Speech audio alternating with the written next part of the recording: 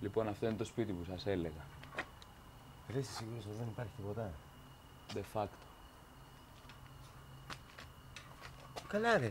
Πώς ήρθες εσύ αληστία ρε? Μέρος μπλουζάκι. Αφού ξέρεις, το μαύρο με κόβει. Άσε με. Τι αυτό ρε? Έλα, πάμε τώρα.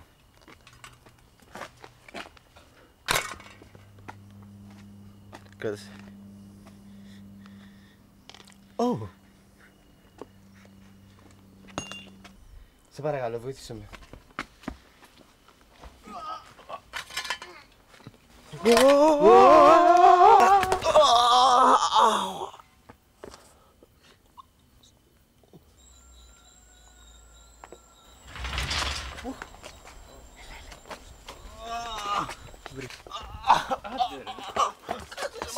Σιγά, βάλει ρε, σιγά.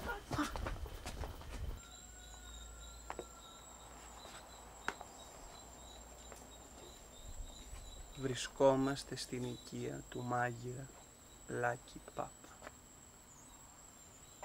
12 Ιουνίου. Ο Λάκης πέθανε το 1883. Ίσως στις 12 Ιουνίου. Τι ηρωνία. Αυτή τη στιγμή κατοικούν στο σπίτι οι δυσέγγονες του Λάκη.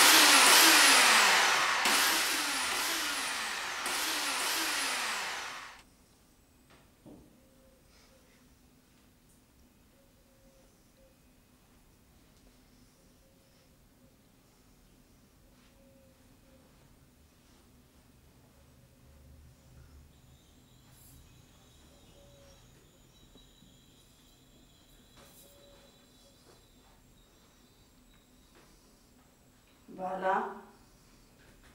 Μπάλα.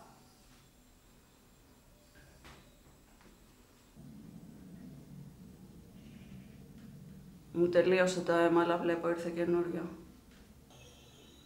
Ντέζα, τι συμβαίνει?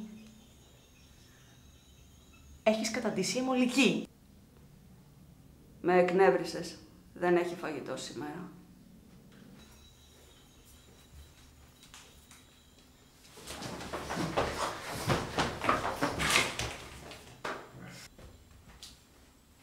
Έφυγαν. Ευτυχώς υπάρχει και ο Κώστας. Όχι πια Κώστας, Γκόστας.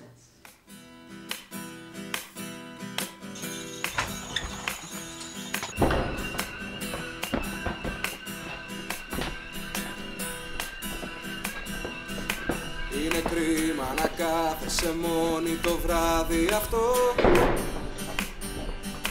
που τα αστέρια γεμίζουν ρητίδες στο μαύρο ουρανό. Είναι ο χρόνος γεμάτος στιγμές που πονάνε κι εγώ. Περιμένω σε κάποια γωνιά ένα θαύμα να δω.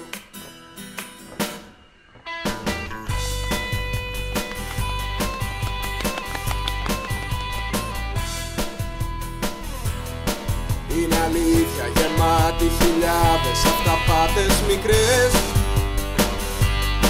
και το ψέμα γεμίζει τα βράδια τις άδειες ζωές. Είναι κρίμα να κάθεσαι μόνη χωρίς να το θες. Χίλιες νύχτες ρωτάνε για σένα χαμένες ψυχές. Αν το θες, τις αλήθειες που ψάχνεις με ζήλο να αφήσεις το χθες. Να βρεθείς να σε πάρουν μαζί τους,